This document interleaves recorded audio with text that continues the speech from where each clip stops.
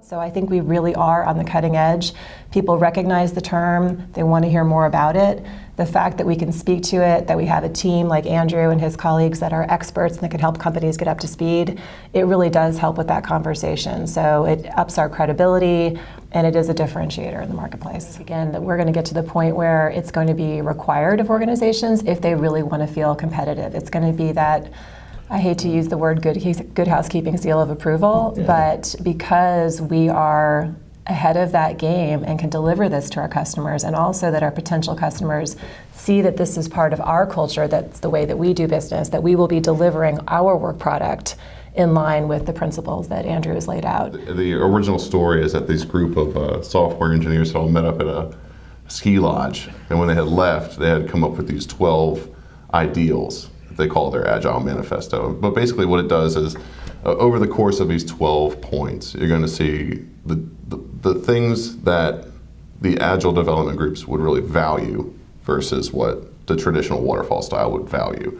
And that's what's the most important. So you go through everything from valuing face-to-face communication, valuing working product over plans and requirements and things like that. So it's about doing basically the same things in a different way so that the things that you value the most can be what you deliver. Basically, it's an approach to product development. In its origin, software, of course. Right? That's software engineers that have come up with the idea. But it's the kind of thing that you can take the idea and abstract it across any sort of manufacturing or any kind of service provision.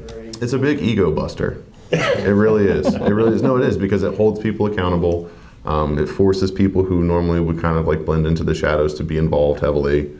It really holds people accountable. And I think for me that's a big plus, because once you have people who are held accountable based on their own actions, then there's nothing to hide behind anymore. So the people who aren't performing, you notice. You know, the people who are really standing out, you notice. So it's a thing where it's like, if you are doing the work, you will do well in Agile. If you are not, you probably won't. Just that we do have these relationships already with a number of both existing clients and customers, and then just existing relationships throughout the personnel with Qlarant. They know us, they know our reputation in particular tranches, and this is just a greater extension. So going with the folks that you know, and then we are tying to the processes that we are following from the Agile CXO. So that is really where we kind of get that hands-on familiarity with people that you've already worked with and have that trust, but then are still adopting the overarching the principles that are very standard. In the software development world, this has been around for a long time, it's not new. But if you think about applying it company-wide, outside of just that really technical software development, that's where it's starting to get some buzz. And so people have, if you're not technical like I am, but you've heard of it through friends, family, whatever, you're starting to think, okay, we need to learn more about this. And so it is becoming more and more.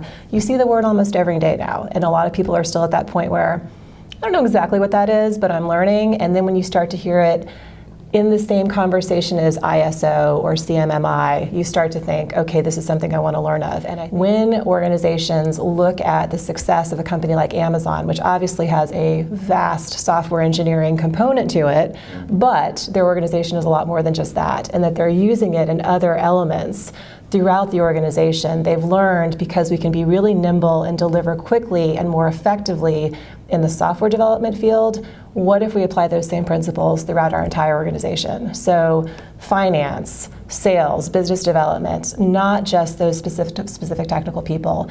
That's where I think we're starting to all have that conversation. And so the marketing is sort of the natural next step. Let's start the conversation. We'll learn from organizations that have integrated this into their practices and processes.